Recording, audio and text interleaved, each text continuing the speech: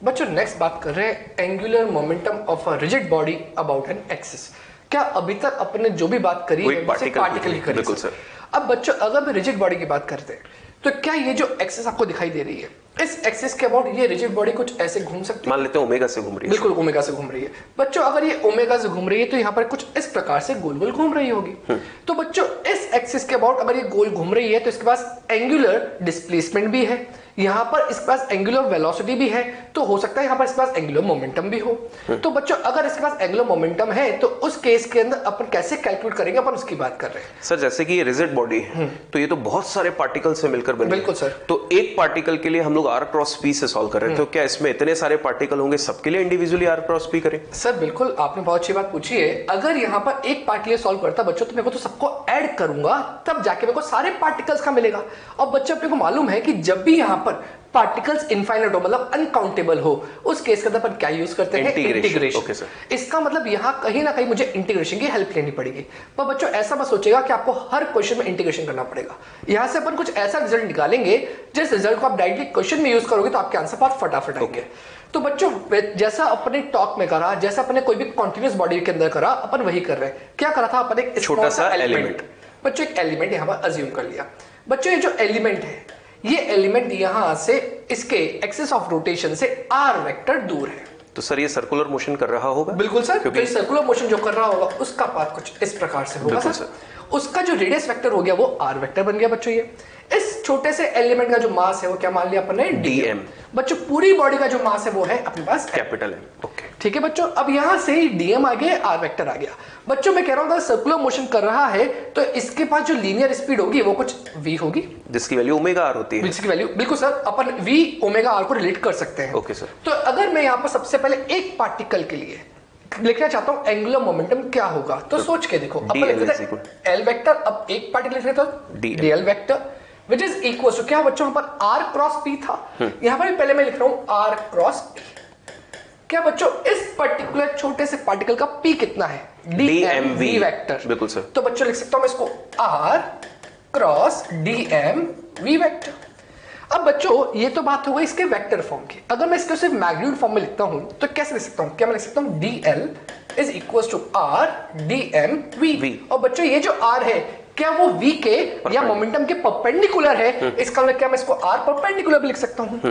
अब बच्चों यहां ध्यान से देखिएगा, क्या ये जो dm v और r है क्या कहीं ना कहीं मुझे अगर ओमेगा लाना है तो what is the relation between omega v and r? v equal to omega r। बिल्कुल सर, तो v equals to omega r होता है बच्चों। ठीक है। तो क्या यहां पर अगर मैं इस v को रिप्लेस करना चाहता हूं ओमेगा r से तो बच्चों क्या टर्म बनेगी? ध्यान से देखिएगा r dm into omega r। क्या बच्चों यहां से बन गया dm r square into omega. ठीक है बच्चों सर आपको एक बात सिखा चुके, पूरी रिजिड बॉडी का जो ओमेगा होता है वो सेम होता है। बट हर पार्टिकल का जो v होगा वो डिपेंड करेगा आर वेक्टर के ऊपर। जिसका आर वेक्टर बड़ा उसका v भी अलग होगा। तो इसका मतलब यहां पर ओमेगा हर एक पार्टिकल के लिए कांस्टेंट है, but what is not constant? R. तो बच्चों इसका मतलब ये हुआ कि मैं यहां पर ऐसा कुछ लिख सकता हूं कि अगर ये तो एक पार्टिकल का एंगुलर मोमेंटम था, मुझे सबका चाहिए तो क्या मुझे इंटीग्रेशन करना पड़ेगा? बिल्कुल सर। तो ओमेगा कांस्टेंट है तो आप बाहर निकाल देंगे बिल्कुल इसको। सर। तो अब मैं इसको सर डायरेक्टली लिख देता हूं एल। ठीक है। ओमेगा बाहर आ गया। बच्चों पहचानना ये आपने देखा हुआ है डीएम आर स्क्वायर, कहां देखा है? मोमेंट ऑफ इनर्शिया में से। Exactly sir. तो क्या सर डायरेक्टली इस टर्म को मैं आई लिख दूं? यानी कि हर एक पार्टिकल का individual moment of inertia consider होके सबको ऐड कर दिया सर। तो बन गया total moment of inertia of rigid body. बिल्कुल सर। तो यहां पर बन गया L equals to omega I. Okay. और बच्चों ये I जो है ये मोमेंट ऑफ इनर्शिया है पूरी रिजिड बॉडी का अबाउट दिस एक्सिस जिसके अबाउट रोटेशन हो रहा है। तो बच्चों ये अपने पास जो फॉर्मूला बना, अगर मैं इसी को वेक्टर फॉर्म में लिखना चाहता हूं तो बन जाएगा L vector is equals to omega cross I. या फिर बच्चों आप ध्यान दीजिएगा क्या ये जो I है क्या ये आई सर हमेशा सेंटर ऑफ मास से पास होना चाहिए? नहीं सर, ये मोमेंट ऑफ इनर्शिया उस एक्सिस के अबाउट हमें लिखना है जिस एक्सिस के अबाउट बॉडी रोटेट कर रही है। और सर अगर वो एक्सिस सेंटर ऑफ मास से पास नहीं हो रही हो तो सर हमें थ्योरम से याद है। हाँ। हम लोग किसी भी थ्योरम का यूज करके क्वेश्चन को सॉल्व कर सकते हैं। मतलब हमारे पास आई निकालने का तरीका पता है। हाँ। अगर हम लोग पैरेलल से चाहें तो भी आई निकाल सकते हैं और दूसरी थ्योरम परपेंडिकुलर है तो जो जहां एप्लीकेबल होगी वहां से आई निकाला जा सकता है। बिल्कुल सर। तो बच्चों इस प्रकार से इस फॉर्मूले से आप इजीली किसी भी रिजिड बॉडी के लिए एंगुलर मोमेंटम फाइंड आउट कर सकते हैं। तो सर इसका मतलब हम लोग अब इसको इस तरह से समराइज कर सकते हैं क्या कि अगर हमें एक पार्टिकल दिया है, ठीक है, और उसके लिए कैलकुलेशन करनी है तो आप R क्रॉस P लगाइए जैसा अभी तक कर रहे थे। और अगर हमें एक सिस्टम ऑफ पार्टिकल्स यानी कि बहुत सारे पार्टिकल्स का कॉम्बिनेशन जिसको हम लोग रिजिड बॉडी बोल रहे हैं, अगर ऐसा कुछ आ गया है तो इंडिविजुअल पार्टिकल सॉल्व करना कंपैरेटिवली टफ होगा अगर हम लोग डायरेक्टली आई ओमेगा से सॉल्व कर लें। बिल्कुल सर, बिल्कुल 100%। तो स्टूडेंट्स, अब जैसा सर ने आपको सिखाया कि अब रिजिड बॉडी है तो उसका एंगुलर मोमेंटम हमें निकालना है, तो वैसा ही एक क्वेश्चन हमारे सामने है, नोटिस कीजिए। A uniform sphere of mass capital M and radius capital R is rotating with angular velocity omega about an axis as shown. Write its angular momentum about given axis. बच्चों सबसे पहली चीज, ये sphere हमें दिया है, इसका मास हमें पता है कैपिटल M और इसकी रेडियस हमको पता है कैपिटल R। अब बच्चों क्वेश्चन में बोला जा रहा है कि एक्सिस यहां से पास हो रहा है तो इसके अबाउट आपको कैलकुलेशन करनी है किसकी, एंगुलर मोमेंटम की। और ये क्वेश्चन में बोल रहा है कि ओमेगा से घूम रहा है अबाउट दिस जेड एक्सिस। तो बच्चों सबसे पहली चीज कि यहां ये स्फीयर बहुत सारे पार्टिकल से मिलकर बना होगा, तो R क्रॉस P लगाने से बेटर है हम लगाएं आई ओमेगा। तो सबसे पहले बच्चों हम लोगों ने लगाया यहां पे L is equal to I omega. अभी मैं मैग्नीट्यूड लिख रहा हूं बच्चों। अब बच्चों आई जो होगा वो उस एक्सिस के अबाउट होगा जिस एक्सिस के अबाउट बॉडी घूम रही है। अब मानकर चलिए बच्चों ये वाला जो हमारे पास एक्सिस है वो ना तो टेंजेंशियली पास हो रहा है ना सेंटर से पास हो रहा है, कहीं बीच में ऐसी कोई लोकेशन दी है। और इसके अबाउट हम लोगों ने मोमेंट ऑफ इनर्शिया लर्न नहीं कर रखा। जैसे ICM हमने लर्न किया है स्फीयर का 2/5 mr² सॉलिड का, पर ये वाले एक्सिस के अबाउट हमने लर्न नहीं किया है। तो ऐसी सिचुएशन में हमें कौन सी थ्योरम याद आती है, पैरेलल एक्सिस थ्योरम। तो बच्चों पैरेलल एक्सिस थ्योरम के लिए हमें क्या करना होता है, एक एक्सिस आपको दिया होता है, हमें खुद से एक एक्सिस और खींचना होता है जो गिवन के पैरेलल हो और कहां से पास हो रहा हो, सेंटर ऑफ मास से। तो बच्चों ये वो एक्सिस होगा जो सेंटर ऑफ मास से मान लीजिए पास हो रहा है, और इसके अबाउट मोमेंट ऑफ इनर्शिया को हमने क्या लिख दिया, ICM। बिल्कुल ठीक है। अब बच्चों मानकर चलिए कि ये हमारे पास दोनों एक्सिस आ गए हैं और इनके बीच की डिस्टेंस हमें फिलहाल क्वेश्चन में नहीं दी है, तो हम लोगों ने इसको कंसीडर कर लिया है एज x, और कुछ भी हम लोगों ने मान लिया। तो बच्चों अब इसके अबाउट मोमेंट ऑफ इनर्शिया हमें निकालना आता है। कैसे आएगा बच्चों, अगर हम लोग निकालें, मान लीजिए इसके अबाउट मुझे निकालना है, ये z एक्सिस है, तो Iz इज इक्वल टू क्या लिखूंगा, ICM प्लस md स्क्वायर। बच्चों सॉलिड स्फीयर है तो ICM क्या होगा, 2/5 mr² प्लस m बच्चों d क्या होता है, दोनों पैरेलल एक्सिस के बीच की डिस्टेंस, ये हो गया x²। ये आ गया बच्चों Iz यानी कि मोमेंट ऑफ इनर्शिया किसका, इस एक्सिस के अबाउट इस स्फीयर का। तो बच्चों हमें L लिखना है, तो L इज इक्वल टू क्या हो जाएगा, I की वैल्यू बच्चों 2/5 mr² प्लस mx²। ये तो हो गया हमारे पास I। अब बात आती है ओमेगा की, तो ओमेगा हमें एज इट इज दिया है तो हम लोग वैसे ही लिख दें। ये तो हो गया बच्चों अपने पास मैग्नीट्यूड, पर अगर अब हम लोग इसको डायरेक्शन फॉर्म में कन्वर्ट करें तो हमें ओमेगा की अब डायरेक्शन लिखनी होगी। क्या बच्चों, ये z एक्सिस के अबाउट डायरेक्शन देखिए कैसे घूम रहा है, ये एंटी क्लॉकवाइज, और एंटी क्लॉकवाइज अगर ऐसे घूम रहा है तो थंब की डायरेक्शन क्या आ रही है, अलोंग z एक्सिस। ऑब्जर्व कीजिए, अलोंग z एक्सिस, और z एक्सिस के अलोंग है तो इसको हम लोग यूनिट वेक्टर्स की फॉर्म में क्या लिखते हैं, k कैप। तो ये हो गया वेक्टर फॉर्म। अब बच्चों नोटिस कर रहे हैं कि यहां पर x आ गया है, तो इसका मतलब ये हुआ कि ये एक्सिस अब कहीं भी दे दो मुझे, x की वैल्यू चेंज होती जाएगी, मोमेंट ऑफ इनर्शिया चेंज होता जाएगा, उसके अकॉर्डिंग L की वैल्यू आती चली जाएगी। बिल्कुल सर। बच्चों नेक्स्ट क्वेश्चन है, a uniform disc of mass capital M and radius capital R is rotating in xy plane with angular velocity omega about an axis perpendicular to plane as shown. Write its angular momentum about given axis. Okay. बच्चों इस particular case के अंदर ये जो axis है इस body से बाहर है, पर कुछ इस प्रकार से, मान लो ये मेरा हाथ वो बॉडी है, तो एक्सिस यहाँ है जो इसके प्लेन के परपेंडिकुलर है। सोच के देखिएगा इस एक्सिस को यहाँ लिया था, क्या इसके परपेंडिकुलर है, मतलब ये z एक्सिस है। एग्जैक्टली सर, तो इसको बाहर खिसकाते हुए मैंने यहाँ तक ले आया। अभी जो बॉडी है वो इसके अराउंड ऐसे गोल घूम रही है। अगर इसके अराउंड गोल घूम रही है तो कहीं ना कहीं अपने को इस एक्सिस के अबाउट इसका मोमेंट ऑफ इनर्शिया निकालना है। बच्चों एक चीज मालूम है, कौन सी बॉडी है, डिस्क। क्या डिस्क का सेंटर ऑफ मास उसके ज्योमेट्रिक सेंटर पे ही है? वहां से एक ऐसी एक्सिस बनाओ जो इस एक्सिस के पैरेलल हो, और जैसा सर ने कहा इसको z एक्सिस लिख देता तो IZ लिख दिया। तो बच्चों यहां पर मैंने एक और एक्सिस बना दी जो पर्टिकुलर एक्सिस इससे यहां पर कुछ इस प्रकार से बच्चों ये एक्सिस कि इसे गो थ्रू हो रही है।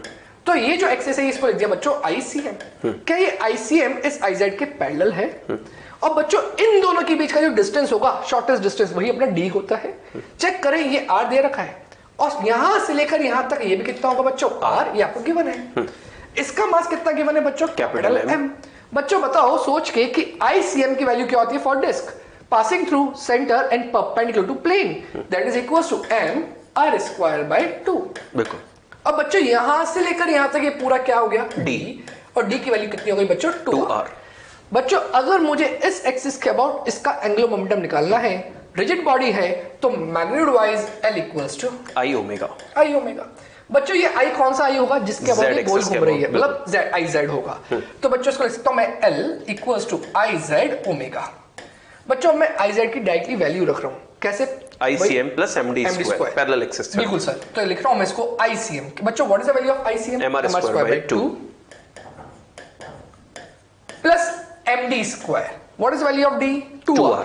तो m इंटू 2r का स्क्वायर इंटू ओमेगा। बच्चों इसको सिंप्लीफाई कर देते हैं, क्या ये बन गया 4mr स्क्वायर, ये mr²/2, तो ये बन गया 4.5 mr स्क्वायर, यानी कि 9/2 mr। बिल्कुल सर, तो 9/2 mr स्क्वायर इंटू ओमेगा। बच्चों ये तो आ गया मैग्नीट्यूड। और जया सर ने जस्ट आपको अभी बताया था, क्या इसका जो रोटेशन दे रखा है कुछ इस प्रकार से दे रखा है, एंटी क्लॉकवाइज। अगर इसका अपन वापस राइट हैंड थंब रूल से निकालें तो थंब का आ रहा है बच्चों ऊपर, जिसको अपन z एक्सिस बोल दिया, तो आंसर हो जाएगा प्लस k कैप, वो इसका L वेक्टर हो गया। Okay sir. Students next question इसी में हमको दिया गया है, two particles each of mass small m are attached at the ends of a massless rod of length L. If this system is rotating in xy plane again about the axis which is passing through center of rod like this and perpendicular to this plane, then find angular momentum of system about given axis. तो बच्चों सबसे पहले देखिए system कैसे घूम रहा है xy plane में, जैसा कि क्वेश्चन में दिया है। और xy प्लेन के परपेंडिकुलर अगर एक्सिस है तो डेफिनेटली ये कौन सा एक्सिस हो गया हमारे पास, z एक्सिस। अब z एक्सिस अगर ये है तो मुझे इस सिस्टम का एंगुलर मोमेंटम इस एक्सिस के अबाउट लिखना है।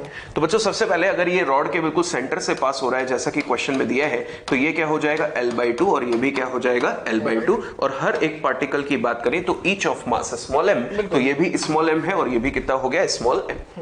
बच्चों इस बार मैं रॉड का मोमेंट ऑफ इनर्शिया नहीं लिखूंगा, कारण क्योंकि क्वेश्चन में लिखा हुआ है रॉड इज मासलेस, तो इसका मतलब मुझे रॉड का मोमेंट ऑफ इनर्शिया नहीं लिखना। इस बार मोमेंट ऑफ इनर्शिया सिर्फ किसका लिखना है, इन पार्टिकल्स का जो एक्सिस से दूर है।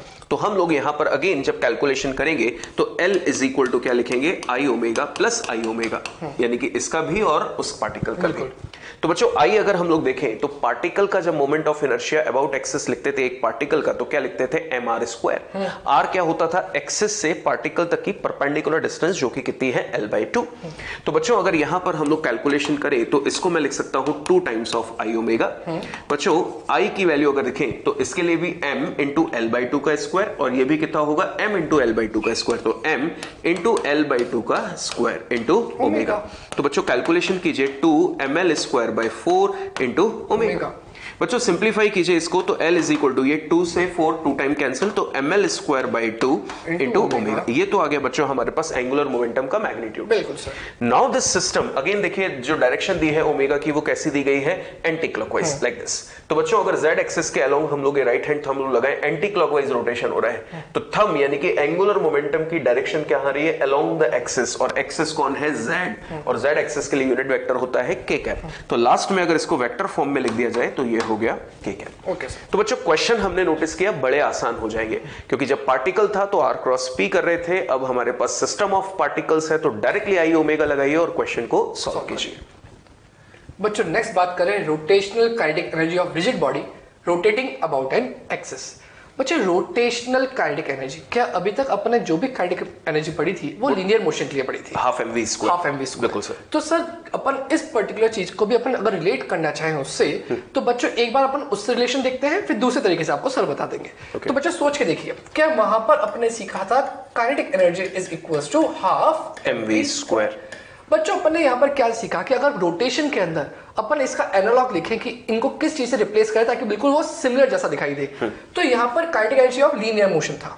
अब मैं कहता हूँ kinetic energy of rotatory motion is equal to क्या बच्चों, अपन मास जिसको अपन इनर्शिया से रिप्रेजेंट करते थे, यहाँ पर रोटेशन में उसको रिप्रेजेंट करते हैं आई से, that is moment of inertia. तो लिख सकते हैं उसको आई, और बच्चों जो v था वहां पर वेलोसिटी थी, यहां पर होगा angular velocity omega i omega square. तो बच्चों इसको जनरल फॉर्म में रोटेशन लिख सकते हैं अपन हाफ i ओमेगा स्क्वायर। और बच्चों what is i is moment of inertia about the axis जिसके अबाउट वो रोटेट कर रहा है, और ओमेगा उसकी एंगुलर वेलोसिटी। तो बच्चों अब ऑब्जर्व कीजिए कि अगर इसका रिलेशन, सर ये हटा सकते हो? बिल्कुल सर। तो ऑब्जर्व कीजिए बच्चों, अगर हम लोग इसका रिलेशन कैलकुलेट करें, जैसा कि अभी अभी सर ने आपको एक्सप्लेन किया हाफ आई ओमेगा स्क्वायर, तो इसको हम लोग कैसे फाइंड आउट करते हैं? बच्चों मानकर चलिए कि ये एक रिजिड बॉडी है, जैसा सर ने आपको एंगुलर मोमेंटम में समझाया था, बिल्कुल वैसा ही डिस्कशन है। तो बच्चों मानकर चलिए कि रिजिड बॉडी जो है वो इस एक्सिस के अबाउट इस तरह से ओमेगा से रोटेट कर रही है, ऐसा हमने कंसीडर कर लिया। अब बच्चों हम लोगों को यहां पर इस रिजिड बॉडी की रोटेटरी काइनेटिक एनर्जी कैलकुलेट करनी है। बिल्कुल। तो अभी रिजिड बॉडी कोई एक पार्टिकल से नहीं बनी, इनफाइनाइट पार्टिकल से बनी है, और इनफाइनाइट पार्टिकल से अगर ये बॉडी बनी है तो हम हर एक पार्टिकल का इंडिविजुअल काइनेटिक एनर्जी निकालकर उसको ऐड नहीं कर सकते, क्योंकि प्रोसेस पॉसिबल नहीं है, इनफाइनाइट है। तो ऐसी सिचुएशन में इंटीग्रेशन को ऑप्ट करते हैं, और इंटीग्रेशन करने के लिए पहले हम लोग एक एलिमेंट सिलेक्ट करते हैं। तो हम क्या करेंगे, पहले एलिमेंट सिलेक्ट करेंगे, उस एलिमेंट की काइनेटिक एनर्जी निकालेंगे, और मानकर चलेंगे ऐसे बहुत सारे एलिमेंट्स की काइनेटिक एनर्जी है, तो उन सबको जोड़ने के लिए हम इंटीग्रेशन का यूज करेंगे। तो स्टार्ट करते हैं बच्चों। सबसे पहले एक्सिस से परपेंडिकुलर डिस्टेंस r दूर जाकर मैंने यहां पर एक छोटा सा एलिमेंट सिलेक्ट किया जिसका मास हमने ले लिया d। Element is very small, that's why इसको हम लोग ले रहे हैं dm। अब बच्चों हम लोग ये बात सीख चुके हैं कि जब रिजिड बॉडी रोटेट करेगी तो इसके अंदर के पार्टिकल कौन सा मोशन करते हैं, सर्कुलर मोशन। तो बच्चों ये जो पार्टिकल होगा, ये जो एलिमेंट होगा, वो इस तरह का सर्कुलर मोशन कर रहा होगा। देखिए कितनी रेडियस है इसकी, r। और बच्चों जब ये सर्कुलर मोशन इस तरह से कर रहा होगा तो इसकी टेंजेंशियल वेलोसिटी हम लोग मार्क कर लेते हैं कितनी, v। और आप अच्छे से जानते हैं कि टेंजेंशियल वेलोसिटी r के कैसी होती है, परपेंडिकुलर। ये हमने सर्कुलर मोशन में सीखा हुआ है। तो बच्चों अगर इस छोटे से एलिमेंट की काइनेटिक एनर्जी लिखी जाए, so here I can write dk, that is smallest kinetic energy जो उस छोटे से एलिमेंट की है। तो वो कितना हो जाएगा, half into dm into v square, that is half mv square. पर मास जो है वो बहुत कम है, दैट इज dm। बच्चों जैसा कि हम लोग जानते हैं कि v और ओमेगा में यहां पर कोई ना कोई रिलेशन है, और वो क्या होता है, v equal to omega r, वो हम लोग प्लेस कर सकते हैं। तो dk is equal to half, ये हो जाएगा dm।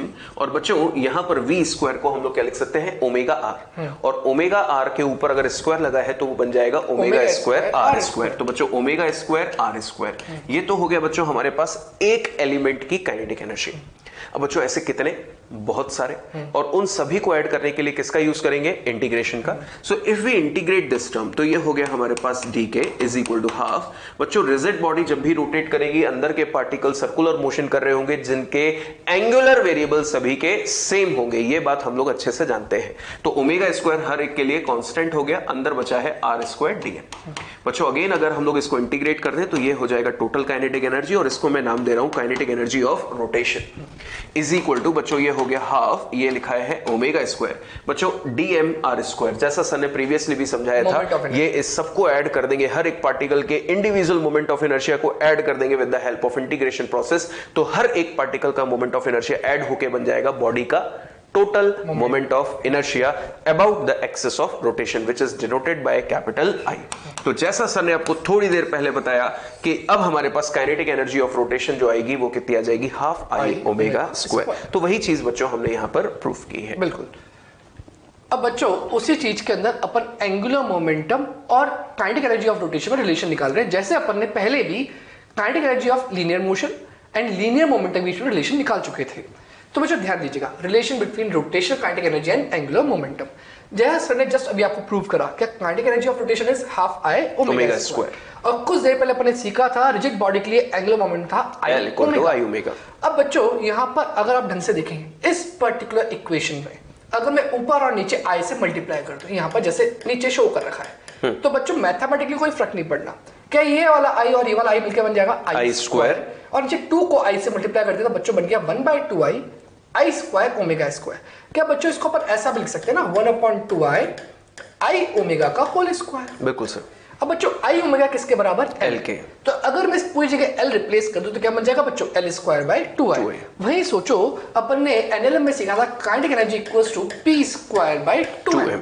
तो बच्चों P तो बन गया यहाँ पर L और M बन गया यहाँ पर I, और तो फॉर्मूले आप सिंपली अगर आप कभी भूल जाए तो आप इस अकॉर्डिंग रिप्लेस करके भी याद रख सकते हैं। तो सर क्या यहाँ पर हम लोग, जैसे हम लोगों ने रिलेशन निकाला काइनेटिक एनर्जी ऑफ रोटेशन और एल के बीच में, तो क्या यहाँ से हम लोग एल की वैल्यू भी ऐसा रिप्रेजेंट कर सकते हैं, L is equal to root of 2i into kinetic energy of rotation. बच्चों ये रिलेशन आपको याद आ गया होगा, हम लोगों ने वर्क पावर एनर्जी में ये रिलेशन पढ़ा था 2m into kinetic energy of translatory motion, तो ये हमने टी लिख दिया। बच्चों याद है यहाँ पर वही सारे क्वेश्चंस बन सकते हैं जो परसेंटेज बेस्ड के थे, कि 5% से या 5% या उससे कम का अगर आप चेंज करते हो तो पावर जो थी वो आगे आके मल्टीप्लाई हो रही थी, एरर मेथड वाला जो था। और अगर हमने दूसरा पॉइंट डिस्कस किया था कि अगर परसेंटेज चेंज 5 से ज्यादा हो तो हम फ्रैक्शन चेंज कैसे निकालते हैं, final minus initial upon initial into 100 for percentage change. तो बिल्कुल सिमिलर क्वेश्चन बच्चों यहां पे बन सकते हैं, तो आप उसका ध्यान रखेंगे। देखो नेक्स्ट क्वेश्चन हमको दिया है, a particle is executing uniform circular motion and it's angular momentum about any point is L. If frequency of revolution of particle and its kinetic energy both becomes double, then what will be its new angular momentum? बच्चों question में जो हमको दिया गया है उसमें पूछा गया है कि पार्टिकल सर्कुलर मोशन कर रहे हैं, उसका एंगुलर मोमेंटम हमको L दिया है, ठीक है, सर्कुलर मोशन कर रहा है, एंगुलर मोमेंटम L दिया है। अगर उसकी फ्रीक्वेंसी ऑफ रिवोल्यूशन हम लोगों ने डबल कर दी as well as kinetic energy, तो अब नया एंगुलर मोमेंटम क्या होगा? तो सर क्यों ना अपन यहाँ पर वही फॉर्मूला यूज करें जिसके जस्ट पहले अपन ने बिल्कुल सर, जैसा भी हम लोगों ने निकाला ये वाला। बिल्कुल। अब बच्चों kinetic energy of rotation equals to L square by 2i। तो बच्चों यहाँ पर kinetic energy is equals to rotation की, that is equals to L square by 2i। पर बच्चों यहाँ पर बात हो रही है कि frequency of revolution of particle और काइनेटिक एनर्जी दोनों को डबल कर दिया, तो एंगुलर मोमेंटम पे क्या इफेक्ट आएगा? बच्चों एंगुलर मोमेंटम तो यहाँ पर मेरे को L दिख रहा है, काइनेटिक एनर्जी मेरे को दिखाई दे रही है, उसको डबल करना है अपने को, पर यहाँ पर मुझे कहीं ओमेगा दिखाई नहीं दे रहा। ओमेगा को इंट्रोड्यूस करना पड़ेगा। बिल्कुल सर। तो सर क्या करें ऐसा कि ओमेगा को अपन इंट्रोड्यूस कर पाए? सर ओमेगा को इंट्रोड्यूस करने के लिए सिर्फ L ही एक ऑप्शन है, तो हम लोग L को दो पार्ट्स में तोड़ देते हैं। बिल्कुल सर। तो क्या बच्चों इसको लिख सकते हैं L by 2i into L। अब बच्चों क्या एक L बन सकता है I ओमेगा? तो बच्चों यहाँ लिख रहा हूं मैं L by 2i into I omega. I से एक I कैंसिल, I से I कैंसिल हो गया। बच्चों ये बन गया kinetic energy of rotation is equal to L omega by 2। अब बच्चों जैसा सर ने बोला था कि यहाँ पर अपने को एंगुलर मोमेंटम की नई वैल्यू ढूंढनी है, तो पहले चेक कर ले पुरानी वैल्यू कितनी है। तो बच्चों पुरानी वैल्यू जो है वो है L बराबर 2ke of rotation upon omega. बच्चों ये पुरानी वैल्यू है। अब बात करें नई वैल्यू की। नई वैल्यू के अंदर अपने को काइनेटिक एनर्जी को भी डबल करना है। बच्चों फ्रीक्वेंसी को डबल करना तो मतलब ओमेगा भी डबल हो जाएगा, बिकॉज ओमेगा इक्वल्स टू क्या होता है बच्चों 2πf। अगर बच्चों फ्रीक्वेंसी डबल होगी तो ओमेगा भी क्या होगा, डबल होगा। तो सोच के देखिए, मैं लिख रहा हूं यहां पर L न्यू। तो बच्चों इस पुराने फॉर्मूले के अंदर वो था 2ke of rotation upon omega.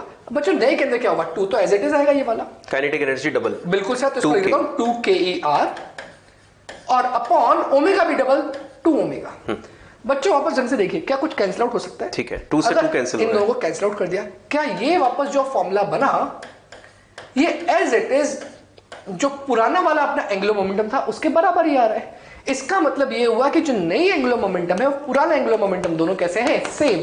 तो बच्चों L new is equals to L। Okay students, अब हमारे सामने है relation between torque and angular momentum, also known as Newton second law of rotational motion. बच्चों आपको याद है हम लोगों ने डिस्कशन किया हुआ है net torque is equal to I alpha.